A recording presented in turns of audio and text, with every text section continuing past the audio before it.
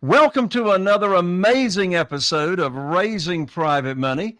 I'm Jay Conner, your host, also known as the Private Money Authority. This is the podcast where we talk about how to raise private money for your real estate deals without ever having to ask for money. I also have amazing guests that join me here on the show where I interview them and talk about how they go about raising private money for their real estate deals. Well, today I've got another amazing guest. In fact, this is a sister duo team, if you will, and they are obsessed with all things that are financial freedom. They're obsessed with passive income. They're obsessed with apartment investing and also syndication, going about this, not using any of their own money, but raising private money.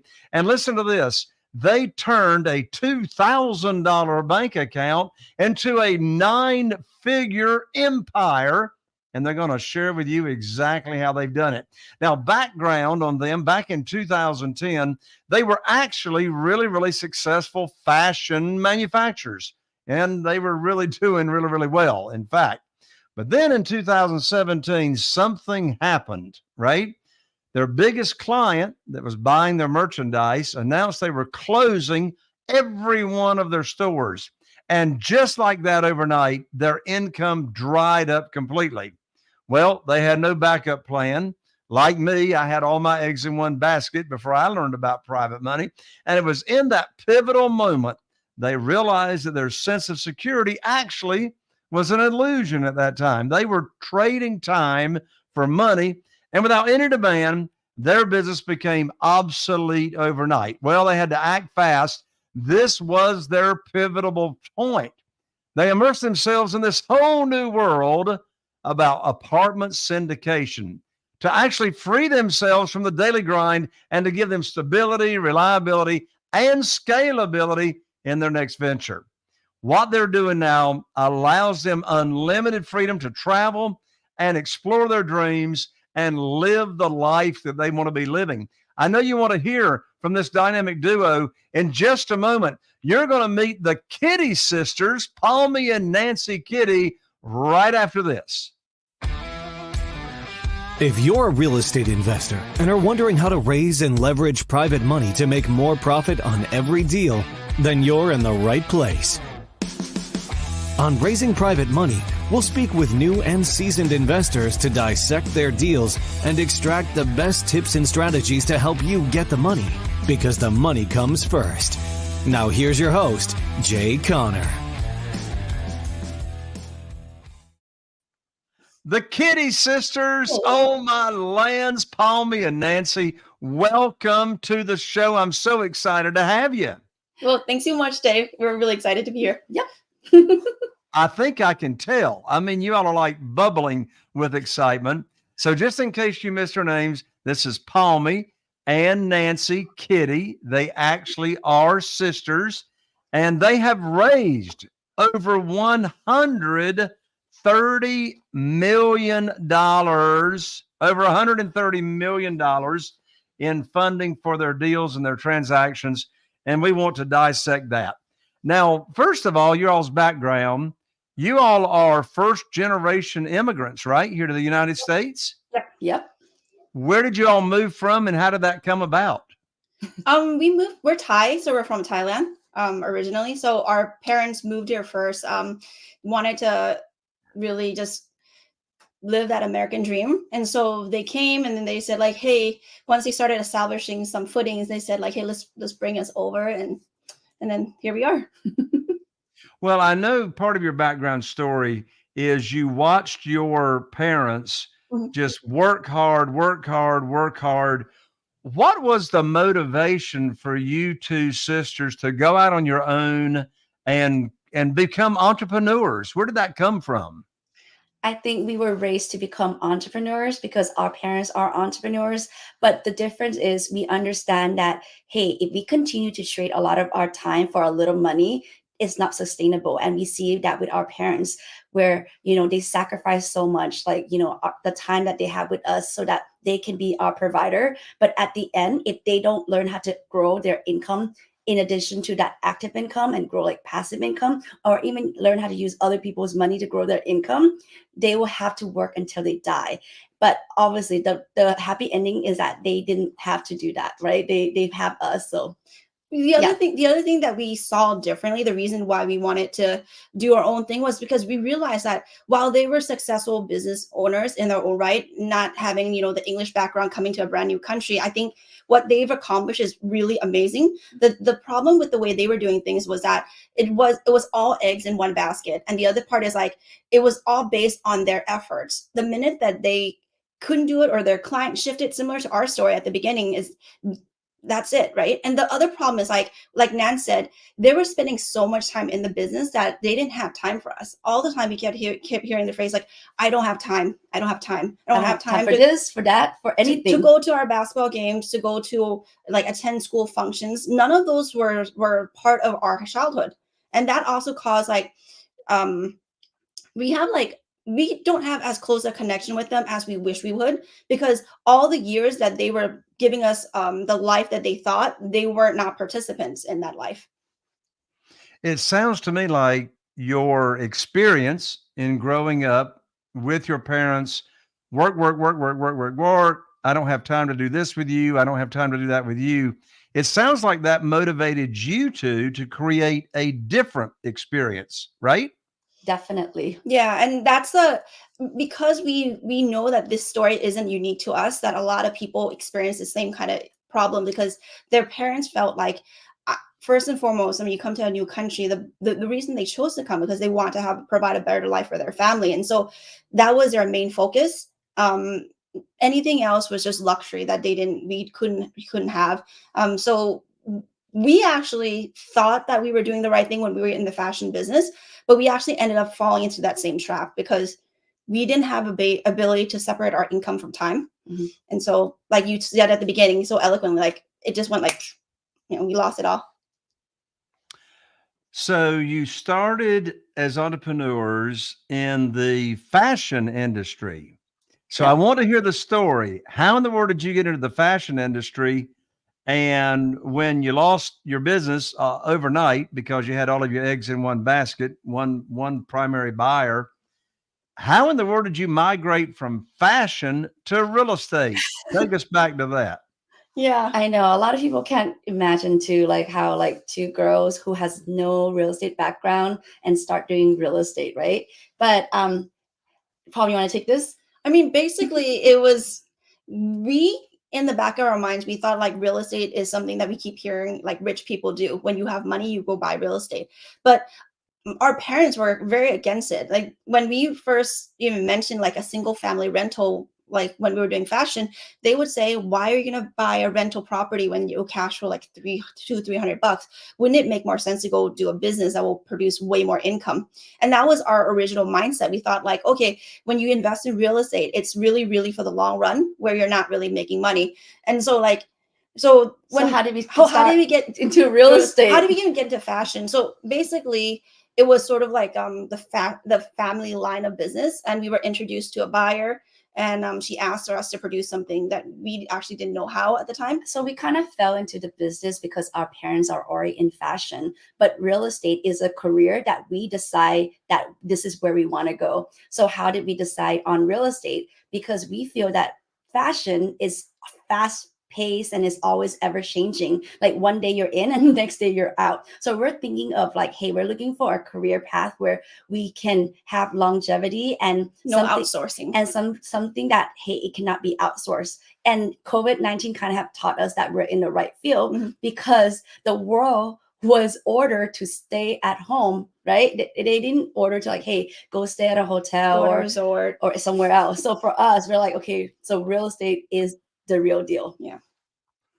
So when you started in real estate, did you start out by raising money for real estate? And here's why I asked the question. Yeah. I started back in 2003.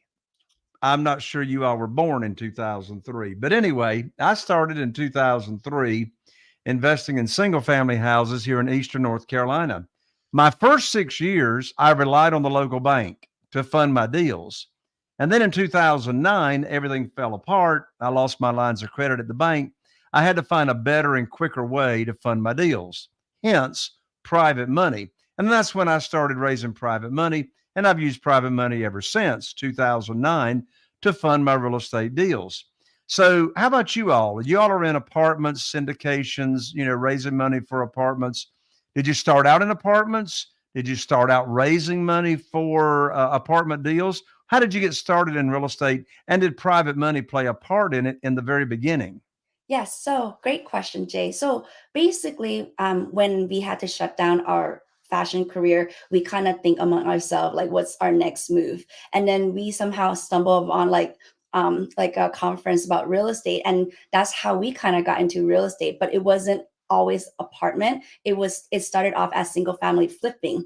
And we start doing some kind of like some renovation, some flipping, and it was making great active income. But still, it didn't answer our question of like, hey, how to create another source of income, which is also passive income. Yeah, and Jay, like a funny story, like wow, today we can confidently say that we're very good at raising money. When we first started out with flipping houses, we were terrible at it. And we were actually petrified to ask people for money because we thought we were asking them for money. So we didn't at very beginning, first couple of deals, we actually try to bootleg it ourselves, which we live in Los Angeles and home prices in LA, even that back then was very high.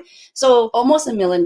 Yeah. Just to like tear it down. So we how we did it back then was we use hard money lending like most flippers do. And then we supplement that with our own cash.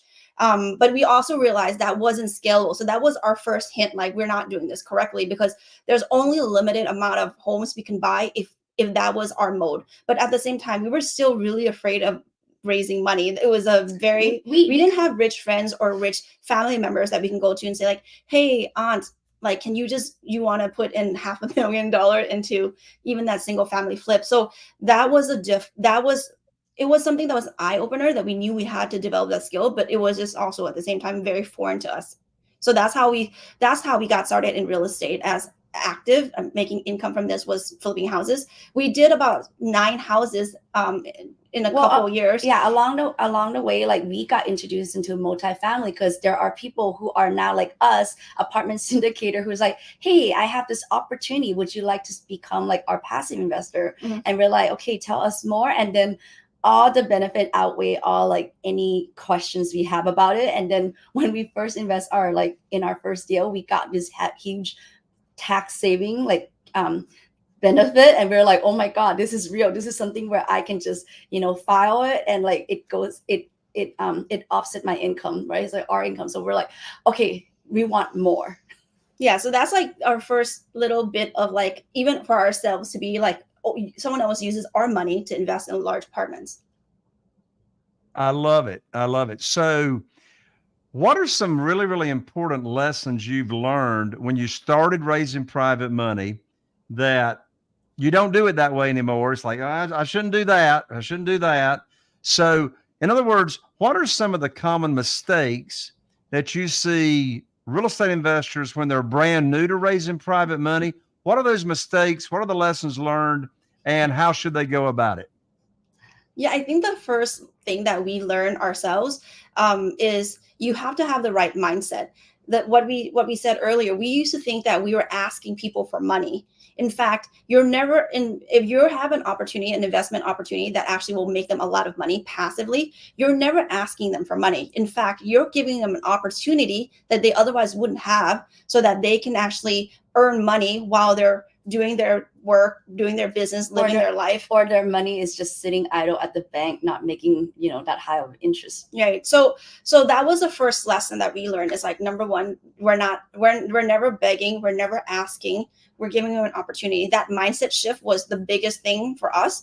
The second one is at the very beginning when we were raising money, our first multifamily deal, we raised $3+ million. It was really difficult. The reason it was difficult is, there's a common saying in real estate, you have to find the deal, find the money, but we weren't finding the money at the beginning. We were just trying to get deals. And then the minute that those two things collided and it actually became real, we were shocked. We were in trouble because we're like, even though we knew that, even though we wanted that deal, and even though we know that we need to do the funding, but we just wanted the deal. We didn't work on the No, money we didn't add people to our investor list. We didn't start cultivating relationships. We didn't have the system, like, any strategy. We were just like duct tape, piecemealing everything together and, just brute force and just trying to get it done. So anyone who's getting started in real estate right now, we would definitely recommend that you start right now. If you're serious about getting into real estate, really understand that you need to start building your investor list today. You don't wait till you have a deal to start. You start today. Oh, my lands, Kitti sisters, I am so happy to have you on this show because you all go about it exactly the way I go about it. For goodness sakes, you know what drives me crazy? Just to go along with what you're saying.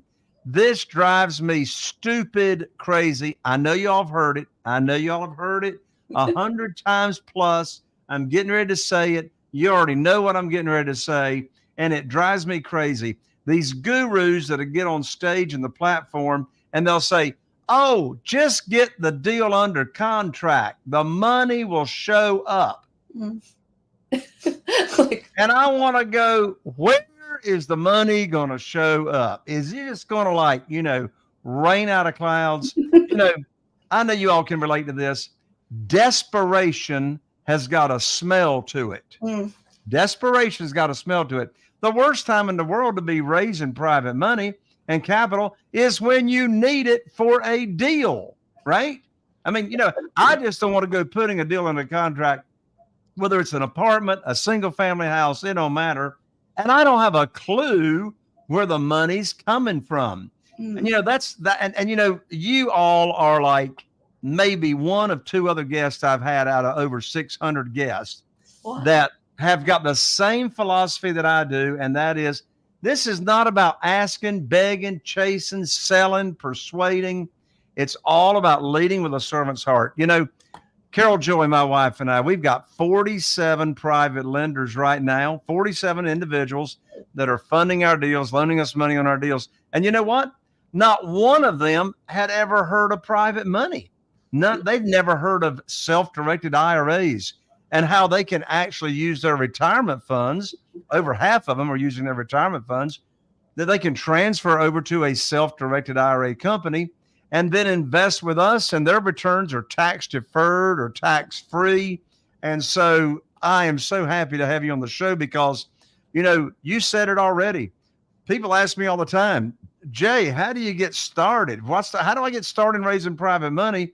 And you said it already, Kitti sisters. You got to own the real estate between your ears before you can actually own any real estate. And part of owning that real estate is we're not asking, begging, chasing, persuading, or selling. We're actually offering that opportunity, creating opportunity. When I was borrowing money from the bank, I had to go get on my hands and knees and put my hand underneath my chin and say, please fund my deal, and do applications and raise my skirt up so the bank could see my personal financial assets and see all my personal information, But in this world of private money, there are no financial statements. There's no credit scores. In fact, in this world of single family houses, I always bring home a big check when I buy using private money without not ever having to even take my own down payment. So y'all have raised over $130 million in private money. What are your favorite ways to raise private money and to get the word out? Yeah, I mean, like what we learned over time was we created a really awesome system, and we call it the investor attraction flywheel. So that means that instead of us having to go out and we used to talk to people just one-on-one, making that one-on-one connection, but you can hit and miss, right? If you go to like a real estate event, maybe there's 30 people there. Out of that, maybe there's one person that's a potential, but think about how much time and effort you spent on just trying to build that relationship. And one-to-one is important because real estate is still, investing is still, we think is still like a very interpersonal business. They have to trust, know, like, and trust us. But at the beginning, I think that we've established that, hey, how can we make this like a bigger net, draw in more people? And that's what we've been doing lately, where we're able to utilize social media and just network, internet in general, to have people magnetically come to us, where people who know, who have the same kind of like ethos, have similar beliefs, they actually are attracted to our message because like a person who may want to invest with Jay may not want to invest with Palm and I, right? So it's just like whatever that person, like whoever that person is for you, like the reason we're able to invest, raise more money now is because instead of chasing those one-on-one relationship, they're just coming to us. And so from that point, then we can build the relationship with the right people. So let's dive down into that. I mean, specifically, I heard you say you're using social media. So how would you break that down if someone were going to start, doing what you're doing? What would be step 1, step 2, step 3? What are you sharing on social media to get people attracted to you that want to do business with you? Yeah, I think on social media, the key here is you have to be your authentic self. A lot of times on social media, you see people like bling out, having Lamborghinis, Ferraris, and maybe that's the type of audience they want to attract, but that's not who we are. The message, the mission needs to really be consistent with how we show up every single day. What we try to do on our platforms is really show that we're experts, but also show that we're people of character. So you mix kind of both. You want to give some information where it's like, hey, this is what educate people. Like this is why multifamily or real estate is important. Maybe it's someone who was in the stock world or never really understood high level real estate investing. So we're educating the public in general, but at the same time, like it needs to also show us as human beings, what we like, what we don't like. A lot of time when we first started our podcast, in fact, or even our YouTube channel, the cool thing is once people schedule calls with us, they actually know us already. They know what we like. They even tease us about our favorite drinks or like the kind of cake that we have. Red velvet cake. So there's a funny story. Oh, that's my wife's favorite cake, red velvet cake. Yes. Yes, we have the same. And like the funny story is Nan was at an event once and there was this person from Hawaii. He came over and he said, Nan, I got you a bunch of bacon. And I'm like, what? He's like, well, I know you like bacon.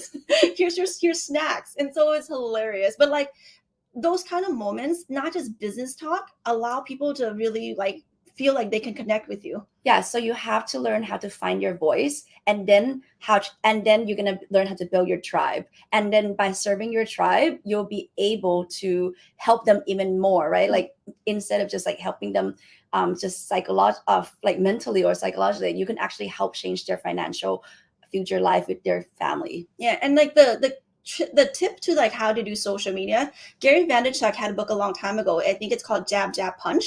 And what that means is give, and then maybe ask. Give way more than ask. Overgive. Don't ever feel like, oh, I'm giving too much of my information. No, if you don't have the best stuff and you're not willing to give it for free, then you don't have enough. Then you're not an expert. I love it. I love it. Lead with value first. One word you said a moment ago in the story you were sharing is that you lead with education, educating people. Guess what? We got something else in common. I got my private money teacher hat, right? So I'm a private money teacher. So we're educating, leading with education, with people in our network. Now, for the audience here that wants to follow you on social media and see all this value that you're giving on social, how can they follow you on social media? Yeah, so the Kitti sisters were on YouTube, Instagram, LinkedIn, trying TikTok, not awesome yet, but we'll get there. And then Pinterest and our podcast. You can just search us. All right. So for those of you that are listening, all this is in the show notes, but the Kitti sisters is spelled Kitti. Their website is www.thekittysisters.com, Kitty, Kitti, sisters.com. Oh, my lands, I have got to follow you all on social media. No wonder you have got people chasing you with your all's dynamic personalities. You're leading with a servant's heart. You're teaching other people. You're creating all these win-win scenarios. So let me ask you this. Does it take, for someone that's, wanting to raise capital for their deals, does it take a large network? Is it necessary? Is a large network necessary to begin raising capital? I think that's one of the biggest myths, is that you need to have like a large network or you have to have wealthy connection, right? Yeah, so think about this. Like, we're not selling trinkets. We're not selling a pack of gum. Our investments in real estate does take quite a bit of money. So if you do the math, for instance, most of our deals, the minimum is $75,000. Similarly, if you're going to buy a single family flip, it's probably, I don't know, 20, 30, 40, $50,000. So let's say for us, if we were raising $1 million and we're doing 100,000 minimum, we only need 10 people. So while we're heavy on social media, we don't need to have 1 million followers to be able to raise millions of dollars. In fact, we didn't have a massive list, and we still don't have a massive list compared to like what you think like influencers who have like millions of followers. But like I said, because of the math, because of what we do, we don't need that many people. And the awesome thing, Jay, is that if you do what you do, what we have a saying, we say, show people that you care about them by actually caring about them. Yep. And when you do that, referrals come in without you soliciting it. We don't have a referral program per se. We just have people texting us, say, hey, can I connect you with my cousin, my uncle, my friends? They want to get started in this. Absolutely. I experienced the same thing. In fact, you probably got the same problem I do. And that is you got more private money than you can put to work. Especially right now in 2024. Yes. Absolutely. Now, I got one more question for you before we wrap it up. And that is, I get asked this question all the time by new real estate investors. Here's the question, and then I want you to answer it. They ask me all the time, they say, Jay, who in the world is going to loan me private money? And I've never done a deal. I don't have a track record. I know what I'm doing. I'm confident what I'm doing. But, do I really need a track record in order to begin raising capital? Yeah. Well, our answer is no. And why? We are the proof that you don't need to have a track record to raise your money. Like our first deal, like Pam said earlier, we raised $3.9 million.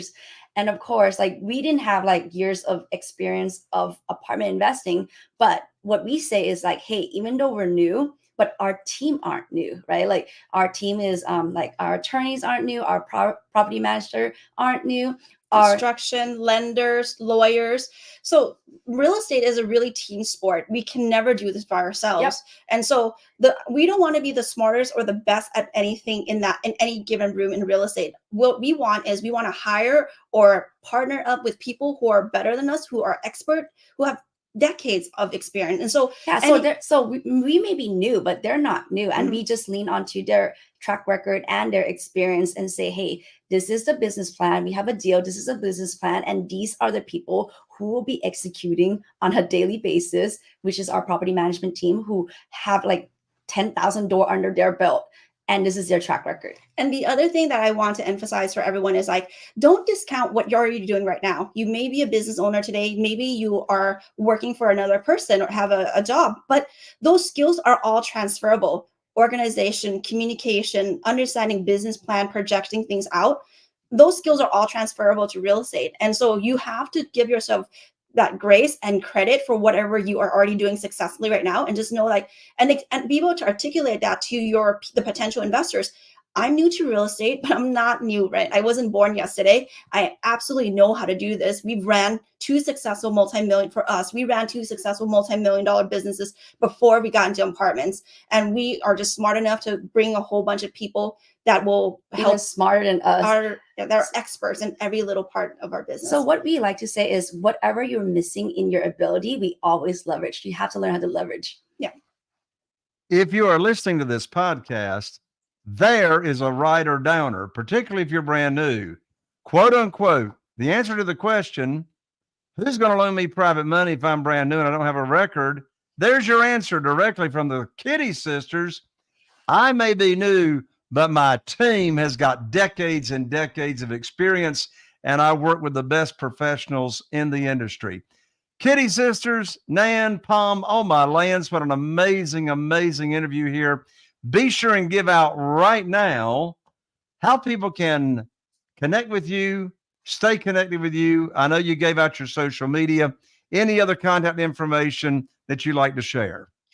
Yeah. And okay. You say it. Yeah. If anyone out there want to say goodbye to feeling scattered, stressed, and have to last minute scramble for funds in real estate, feel free to join our Raise More Money challenge that we're having coming up soon. In that case, you can really learn how to get started in this business without actually having to have a lot of your own money in the deal. That's really the best way to play it. So go to raisemoremoneychallenge.com, raisemoremoneychallenge.com, and you'll be able to get information about registering. Yes. So to join our upcoming 5-day Raise More Money challenge, all you have to do is go to raisemoremoneychallenge.com. That is raisemoremoneychallenge.com. I love it. Nance and Palm, thank you so much for joining me. Thank you so much, Jay. All right. God bless you all. Thank you. Yes, so much fun. There you have it, my friend. Another amazing, as in super amazing episode of Raising Private Money. I'm Jay Connor, your host, also known as the Private Money Authority. I appreciate you showing up, and I look forward to seeing you right here on the next episode of Raising Private Money. Are you feeling inspired by the knowledge you gained in this episode? Then head over to jconnor.com/moneyguide. That's jconner.com/moneyguide and download your free guide that shares 7 reasons why private money will skyrocket your real estate investing business right now. Again, that's jconnor.com/moneyguide to get your free guide. We'll see you next time on Raising Private Money with Jay Connor.